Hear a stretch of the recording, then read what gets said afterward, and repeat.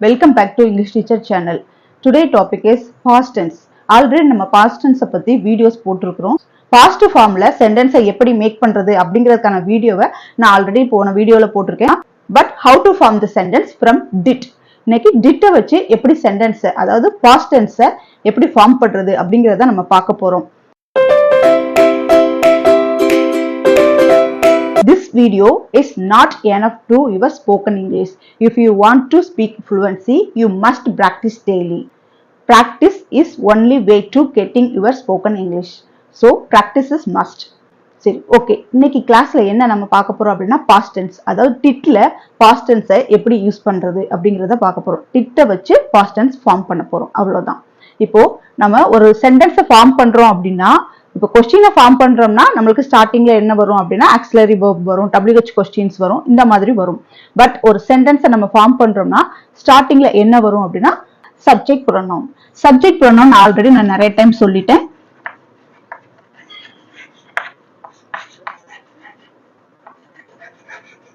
Subject ப்ரோனவுன்னா என்ன? அந்த 7 இது என்னென்னது? I, we, you, they, he, she, it. இது எல்லாமே என்னது அப்படின்னா சப்ஜெக்ட் ப்ரோனவுன்.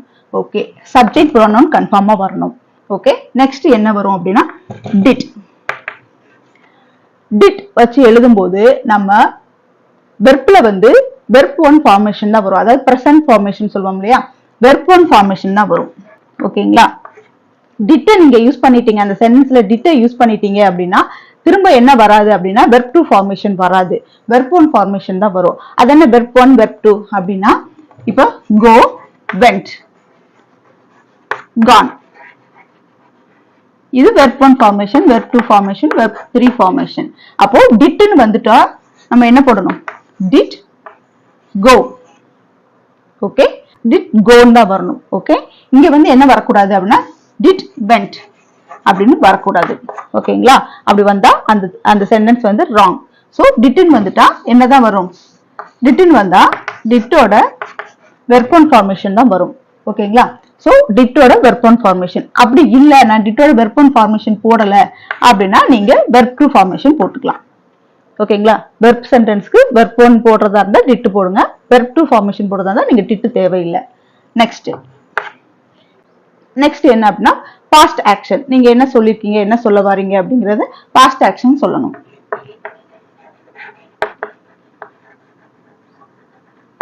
இதுதான் ஃபார்மேஷன். ஒரு பேசிக் சென்டென்ஸை நீங்க உருவாக்கணும், அதுவும் பாஸ்ட் ஃபார்ம்ல உருவாக்கணும் அப்படின்னா இதுதான் உங்களுக்கு பேசிக். என்னது? ஃபர்ஸ்ட் சப்ஜெக்ட் ப்ரோனவுன் வரணும், அடுத்து டிட் ஃபார்மேஷன்ல நம்ம பார்க்கறதுனால டிட் யூஸ் பண்ணிருக்கோம். டிட் யூஸ் பண்ணும்போது வெர்ப் 1 ஃபார்மேஷன் தான் வரும். இல்ல நான் டிட் யூஸ் பண்ணாம எழுத போறேன் அப்படின்னா நீங்க வெர்ப் 2 ஃபார்மேஷன் போட்டு எழுதிக்கலாம். ரெண்டுமே ஒண்ணுதான், மீனிங் மாற போறது கிடையாது. அடுத்து வெர்ப் பாஸ்ட் ஆக்ஷன் எழுதிக்கோங்க. ஓகே, இதுதான் ஃபார்மேஷன். இப்போ இதை வச்சு நம்ம சென்டென்ஸ் பார்க்கலாம். One more information. இப்போ டிட் சொல்றோம் இல்லையா, டூ, டிட், டன். இதுவும் do, did, done. Okay, do, did, done. do வந்து present, did வந்து past and done. done வந்து past participle. இதுதான் ஃபார்ம். அப்ப didங்கிறது இங்க இதுலயே என்ன வந்துருச்சு, இந்த வெர்ப்லயே என்ன வந்துருச்சு அப்படின்னா இது past tense ன்னு தெரிஞ்சாச்சு. இந்த did இருக்கு இல்லையா, இந்த did வந்து நம்ம என்ன வெர்ப்னு சொல்வோம்? அது வந்து மெயின் வெர்ப் கிடையாது. அது என்னது? மெயின் வெர்ப் கிடையாது. அது என்ன வெர்ப்? ஹெல்பிங் வெர்ப்னு சொல்லுவாங்க, இல்லனா ஆக்சிலரி வெர்ப் அப்படின்னு சொல்லலாம். சரி, ஓகே. இப்போ நம்ம சென்டென்ஸோட பார்க்கலாம், கிளியரா இருக்கும். I saw something. நான் ஏதோ பார்த்தேன் அப்படின்னு சொல்றது. இந்த டென்ஸ் வந்து எதுல இருக்கு அப்படின்னா பாஸ்ட்ல இருக்கு. I saw something. நான் ஏதோ பார்த்தேன் அப்படின்னு சொல்றது. அப்போ இங்க saw வந்திருக்கு இல்லையா, இப்ப பாருங்க சா வந்திருக்கு. என்னன்னா வெர்ப் 2 ஃபார்மேஷன்ல இருக்கு. இல்ல நான் அப்படி எழுதல, நான் வந்து நார்மலா எழுதுற மாதிரி எழுத போறேன், இல்ல டிட் போட்டு எழுத போறேன் அப்படின்னா நீங்க I did see something.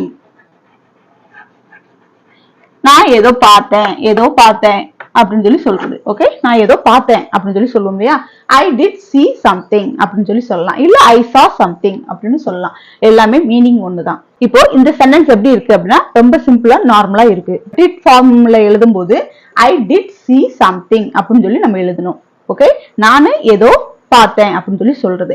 இத அப்படியே கொஸ்டினா மாத்தணும்.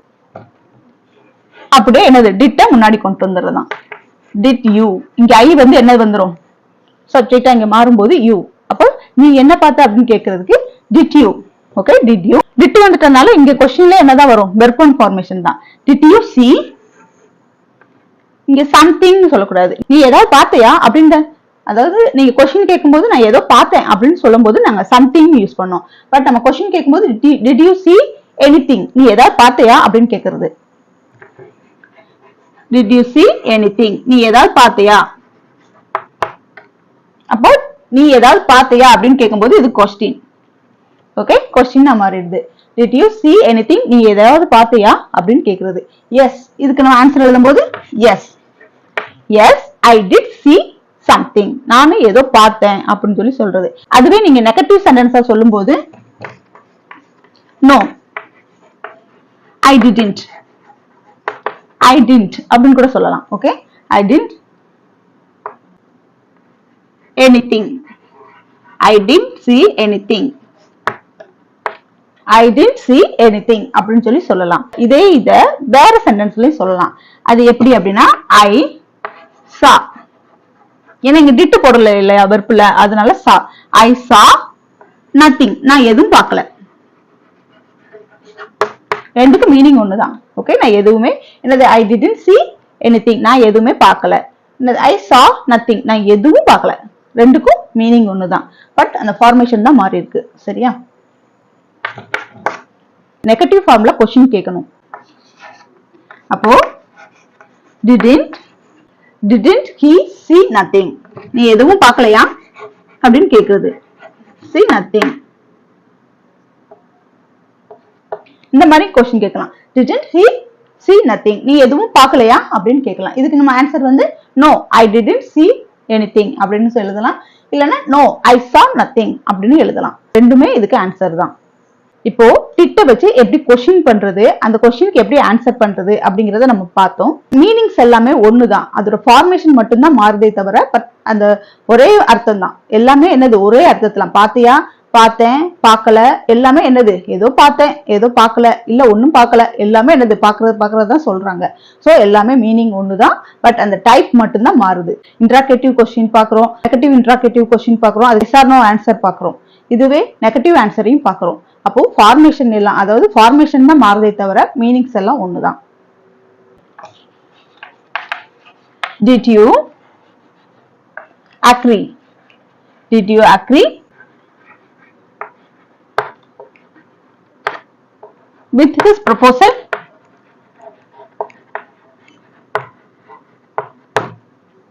did you agree with his proposal, நீ அவனுடைய proposal agree பண்ணிட்டியா அப்படின்னு சொல்லி கேக்குறது. அக்செப்ட் பண்ணிக்கிட்டியா, அவன் ப்ரொபோஸ் பண்ணான் இல்லையா, அதை அக்செப்ட் பண்ணிட்டியா அப்படின்னு. did you agree with his proposal, அவனுடைய ப்ரொபோசலை அக்செப்ட் பண்ணிட்டியா அப்படின்னு சொல்லி கேக்குறது. இப்போ நம்ம ஆன்சரை எழுதும் போது என்ன எழுதணும், did you வந்திருக்கு. சோ அதை நம்ம அப்படியே மாத்தி எழுதணும். ஒண்ணு அக்செப்ட் பண்ணிக்கிட்டாங்க அப்படின்னா yes, yes I, okay, yes I did. இங்க did தான் verb formation. ஓகே, இது என்னது, verb 2 ஃபார்மேஷன்ல இருக்கு. did இங்க verb 2 ஃபார்மேஷன்ல இருக்கறனால இதுக்கு தனியா verb எதுவும் கிடையாது.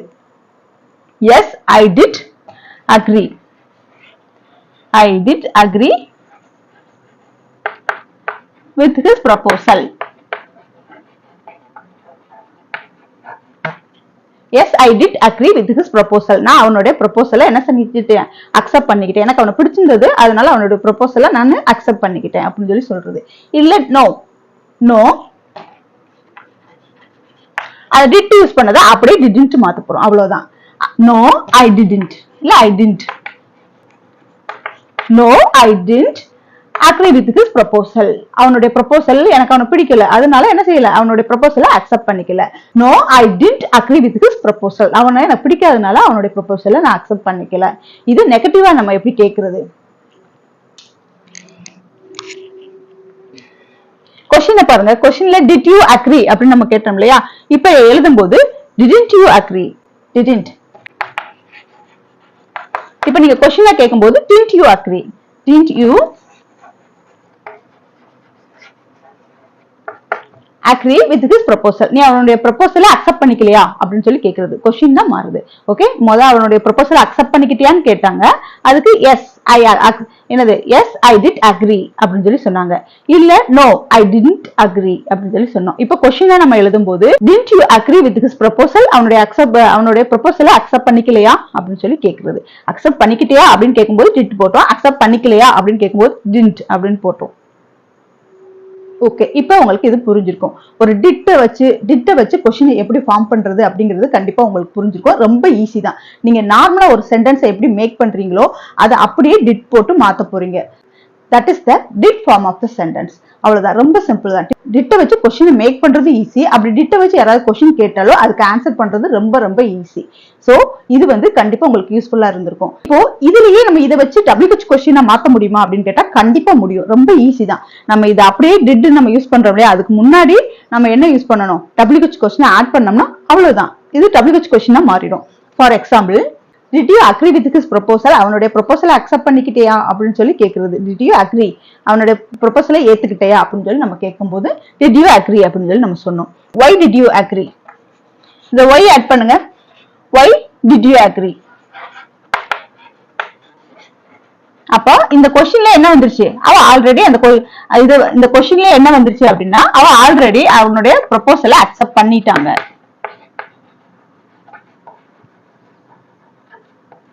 ஆல்ரெடி என்னது அக்செப்ட் பண்ணிட்டாங்க. அதனாலதான் why did you agree with his proposal, நீ ஏன் அவனுடைய ப்ரொபோசலை அக்செப்ட் பண்ணிக்கிட்ட அப்படின்னு சொல்லி கேக்குறது. சோ why, அவ்வளவுதான். ஓகே, ஏன் நீ அவனுடைய ப்ரொபோசலை அக்செப்ட் பண்ணிக்கிட்ட அப்படின்னு சொல்லி கேக்குறது.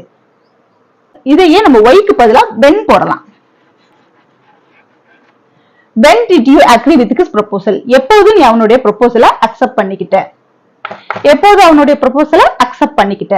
அதுவே வேர் போட்டோம்னா எங்க அவனுடைய ப்ரொபோசலை accept பண்ணிக்கிட்ட. where did you agree with his proposal, ஏன் அவனுடைய ப்ரொபோசலை அக்செப்ட் பண்ணிக்கிட்டேன்னு பார்த்தோம். when எப்போது அவனுடைய ப்ரொபோசலை அக்செப்ட் பண்ணிக்கிட்டேன்னு பார்த்தோம். where எங்க அவனுடைய ப்ரொபோசலை அக்செப்ட் பண்ணிக்கிட்டேன்னு பார்த்தோம். ஃபர்ஸ்ட் கேட்கும்போது எஸ் ஆர் நோ क्वेश्चनல கேட்டோம், did you agree with his proposal அப்படின்னு சொல்லி கேட்டோம். அதுவே நம்ம WH மாத்தும் போது அது அப்படியே மாறிடுது. why ஏன் நீ அவனுடைய ப்ரொபோசலை அக்செப்ட் பண்ணிக்கிட்ட அப்படின்னு கேட்டோம். where எங்க நீ அவனுடைய ப்ரொபோசலை அக்செப்ட் பண்ணிக்கிட்ட.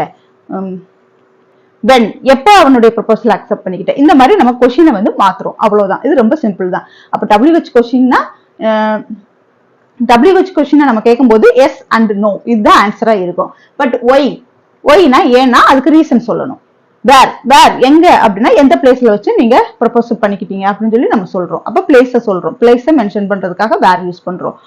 வென்னா எப்போது, அந்த நேரத்தை நம்ம கேட்கிறோம். ஓகே, எப்ப நீங்க ப்ரொபோஸ் பண்ணிக்கிட்டீங்க இந்த மாதிரி நம்ம கேட்கிறோம். அந்த கொஸ்டினை நம்ம ஆட் பண்ணும்போது WH கொஸ்டின்ல உள்ள ஒவ்வொரு வேர்டையும் ஆட் பண்ணும்போது அந்த கொஸ்டினோட மீனிங்ஸ் மாறிடுது. ஓகேங்களா, இப்படிதான் நம்ம சென்டென்ஸை மேக் பண்ணணும். ஒரு கொஸ்டினை மேக் பண்றதா இருந்தாலும் இந்த மாதிரி நீங்க டிஃபரெண்டா ஒரு கொஸ்டின்னா அது ஒரே கொஸ்டின்ல மட்டும் ஃபோக்கஸ் பண்ணாதீங்க. அந்த ஒரு கொஸ்டின்ல இருந்து எவ்வளவு டிஃபரெண்ட் டைப் ஆஃப் கொஸ்டினை நம்ம மேக் பண்ண முடியுமோ அதை நம்ம ட்ரை பண்ணிட்டே இருக்கணும். அப்படி ட்ரை பண்ணிட்டே இருந்தா தான் நம்மளுக்கு யாருக்காவது கொஸ்டின் கேட்கும்போது அந்த ஒரு பிராக்டிஸ் பண்ணிக்கிட்டே இருக்கும்போது நம்மளுக்கு அந்த ஒரு ஃப்ளூவன்சி வந்துடும். சரியா, இன்னைக்கு வீடியோ கண்டிப்பா உங்களுக்கு பிடிச்சிருக்கு நான் நம்புறேன். இந்த வீடியோ உங்களுக்கு பிடிச்சிருந்ததுன்னா மறக்காம லைக் பண்ணுங்க, ஷேர் பண்ணுங்க, கமெண்ட் பண்ணுங்க, சப்ஸ்கிரைப் பண்ணுங்க. தேங்க்யூ ஃபார் வாட்சிங் and thank you to everything. Thank you.